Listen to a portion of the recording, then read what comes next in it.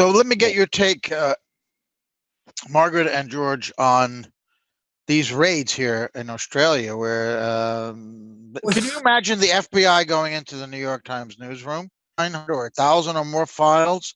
We could change, delete them. We could do what we want with them because you published a story showing that Americans, soldiers, special forces in Afghanistan, killed some innocent women and children in cold blood. So the FBI is going to go into the New York Times newsroom. Now, that seems today to be a shocking notion. But in Australia last week, that was a shocking notion, but it happened.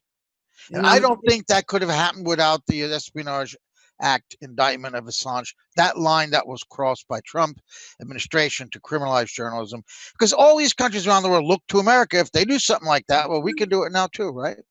Yeah, it's what we've been talking about for months, that this precedent is horrible for journalists all over the world. Now they have carte blanche. And for Julian to be not an American citizen, to have all he did was reveal what somebody else revealed to him, and for that he can spend the rest of his life in jail. So they're unleashed.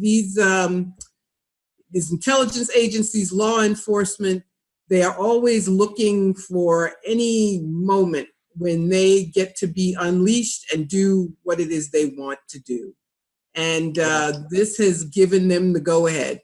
And I think all over the world, and I think it has only just started. I think, unfortunately, we're going to see more of this.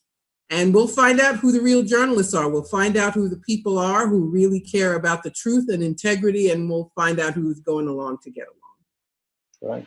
But keep in mind, remember when the British government stormed into the offices of The Guardian and demanded they destroy the Snowden disks. The Guardian went along with it. They did destroy the Snowden disks. It just so happened there were backup files everywhere else, but the Guardian went along with it and destroyed the Snowden disks right in front of the British government agents. So, I mean, yeah, it's ongoing, and there's no question it's going to get a lot worse. Because the authorities really don't want any kind of light shining on what they're doing. I mean, it really is, it's no accident that the only people who have been punished for all of the crimes in Iraq, Afghanistan, Libya, Syria, all of these crimes have been the whistleblowers. I mean, it's Julian Assange, Chelsea Manning, and our friend John Kiriakou. None of the people who have actually done all these crimes, and even if somebody were to be convicted of a war crime, even if they did bring some war crime charges against somebody or other, Trump said he's going to just give, basically he's going to pardon them. I mean, that Trump will just pardon them. Say, well, they're just doing their job. He's a brave person. Yes, he killed women and children, but he's a brave, good American, a decent person. A decent family man. Too bad that he killed all these women and children, but he's a decent guy. Trump will pardon him. So, that's the way it goes. So the last thing you want is anybody to tell the truth about any of this. So I think, yeah, there's going to be a lot more of this, with people like Trump and Pompeo and Bolton and these characters who are running this government. Well, of course, Assange is.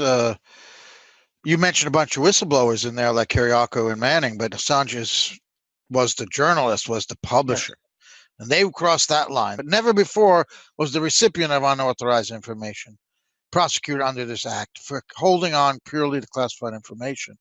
And that's why we've entered a whole new era now.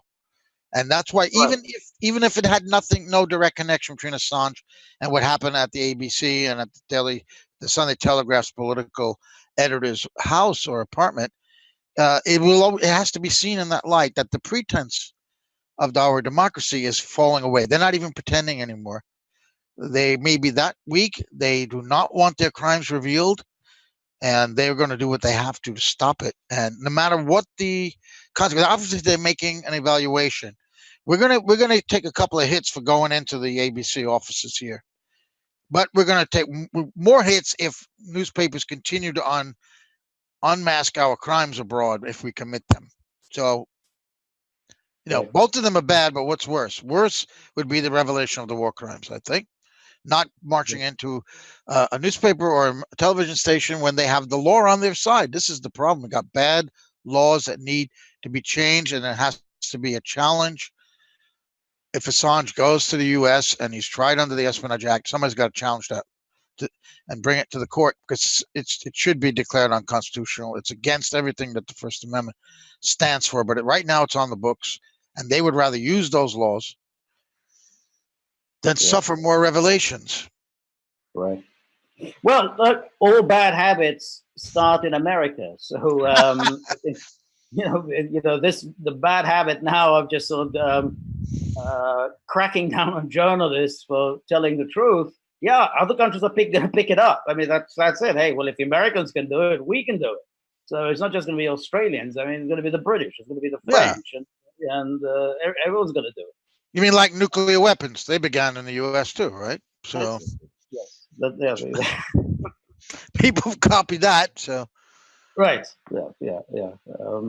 But at least that at least created a balance. I mean, I think that would have been the worst thing in the world would have been if the United States were left alone in the world with nuclear weapons and no one else had them, because the United States would have used them again. I mean, they used them on Japan, they would have used them again. I don't have any doubts at all that they would have used them again if others didn't have them. Nixon came close in Vietnam to using them. You could hear the tape when he says, Henry, I think we really need to use the big one. And he said, that, Mr. President, would be going too far. You've heard the tape, right? But you're right. If the Russians and the Chinese didn't have them by then, maybe, they would have used them in Vietnam. McCarthy wanted to use them they wanted to use them in North Korea as well, didn't they? Yeah. That's it. Yeah. And in fact, Pompeo pretty much admitted the other day in one of his interviews when he was talking about regime change, and then somebody asked him, "Hey, well, you're big on regime change in Venezuela. How come you're not insisting on regime change in North Korea? You're all friendly with North Korea." And he said, "Well, it's a very tricky situation. They do have nuclear weapons. So we can't really, you can't sort of get too nasty to them." Well, thank you very much. You've just admitted why countries, give it. Yeah, that's why they want nuclear weapons, because they don't want to be bullied by the United States. So yeah, exactly. That's why North Korea doesn't want to give them up, because if they did, the very next day the Americans would be there banging on their door, making all sorts of demands. We want regime change. We want you to free market economy.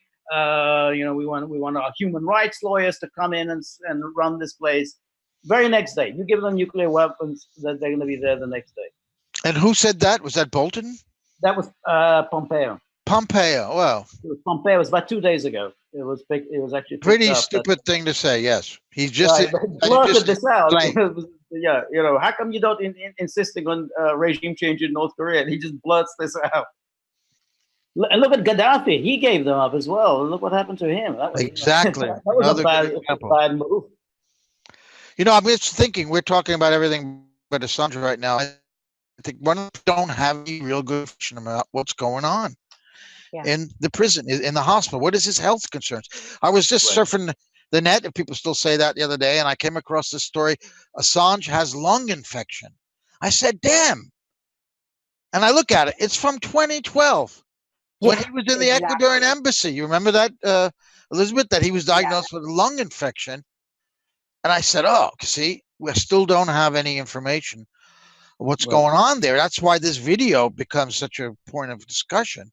Of this being released, though, is, if he's punished for this release, they could put him in some very horrible situation. And we don't even know that he's still in that room. They could have moved him at any point. Obviously now he's in the health wing, but it's just, it's very shaky ground to make assumptions based on those images. And I think as well, just as a personal take on it, I don't think that he was aware, because I think, Assange is obviously an extremely smart person, and I doubt he would have wanted pictures like this to be released, especially when, as we were discussing, Niels Meltzer's report just came out. Anybody with half a brain cell would know that's a terrible time to release these images. So I think that it's unlikely that he was a part of doing that, of leaking these, in my opinion.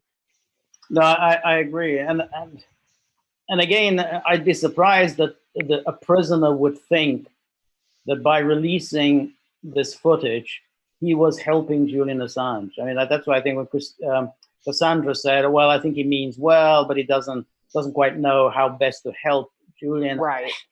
You know, I these agree. prisoners, you know, they're not stupid, and I think he would know that releasing this footage isn't going to help Julian at all. It's just, you know, in what way can it possibly help him? So I don't know, I'm just not buying that. Do you know, Elizabeth, much about this guy in Iceland?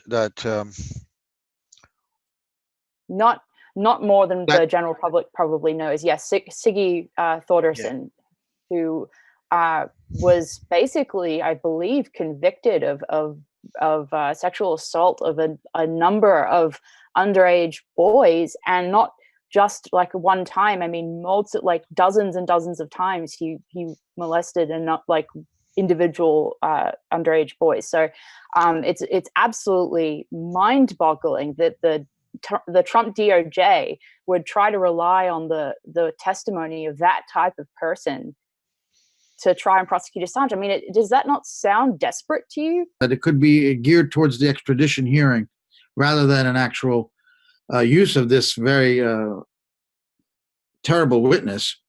So they don't have to name who the witness is. They might want to add evidence from an unnamed witness in the extradition hearing, that they won't actually use him in a trial. They wouldn't unless there's forensic evidence. Like the guy could never be believed on the stand, you know. But again, most informants are pretty rotten. They're pretty rotten people because they make deals so they can usually get a sentence reduced or a charge removed in exchange for information. So then they're not angels usually, informants. And what's also very important is that, as far as the British are concerned, they are getting money from the NSA. The GCHQ is run by the NSA. They give them money. They get money from them. If the Americans say, this is a high-profile case, we want Julian Assange, and we're not going to take no for an answer, the British will succumb. That's not, the British don't defy the Americans, or not on a high-profile case. They might defy them on some small case, yes. You know, there's, you know, they might say, you know, a low-level extradition, they might say no. On a high-profile case like this, particularly with the penalty, the Americans will say, no more intelligence sharing, no more cooperation with the NSA, GCHQ, no more money from the NSA if you don't give us Assange. The British will succumb. That's the way the British are. Well, it reminds me, when Theresa May was Home Secretary, she did deny an extradition to the U.S. of a guy. Yeah, exactly. It was a low-profile case. But what was the reason she gave? His health. He was ill. Mm-hmm. So here we have Julian Assange, another one. He's ill. Can you extradite a guy who's this ill? Oh, no, he's not ill. We just saw him walking around smiling in the prison. Right. In that video. Right.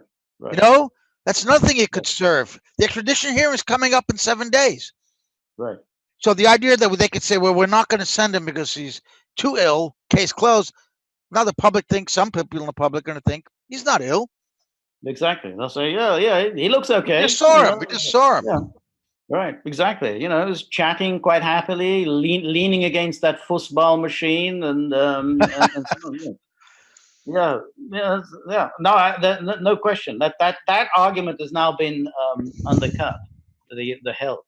I mean, unless something really terrible is going to happen in the next few days, but I think that argument is going to be undercut by this footage. Now, what's the situation with his father? Is his father in London right now? I mean, that's what that newspaper, this Brisbane newspaper, the Courier Mail, published, that he was there and he had an appointment and it was canceled. I think that may have been Wednesday night in London, I think. If you can see him. Yeah, if he's well enough. If he's well enough. I mean, WikiLeaks tweeted, the only reason I mention it is WikiLeaks tweeted that when Meltzer was asked, would you be surprised if he died? He said no. Yeah, that was very shocking and worrying, no question. Yes. And Meltzer said, look, I mean, this is a sober, legal mind. He doesn't, he's not emotional. So when he said, I was very concerned about his health and his state of mind, and his inability to focus and he jumping around. I am sure he meant it. He doesn't look to me a type to get very emotional and given to hyperbole. So I'm sure he really was concerned about his health. I don't think there's any doubt. And for him to say absolutely that's a fear, I think is very real. I mean, I didn't want to bring up that possibility. I think some of our guests brought that up last week about Julian dying in prison, and I just didn't want to go there, particularly when you look at that, how that might be advantageous to Britain and the US. It would solve maybe some problems for them, but I am only mentioning it now because WikiLeaks retweeted that. They have confirmed that that's probably what they're saying is they have that fear too.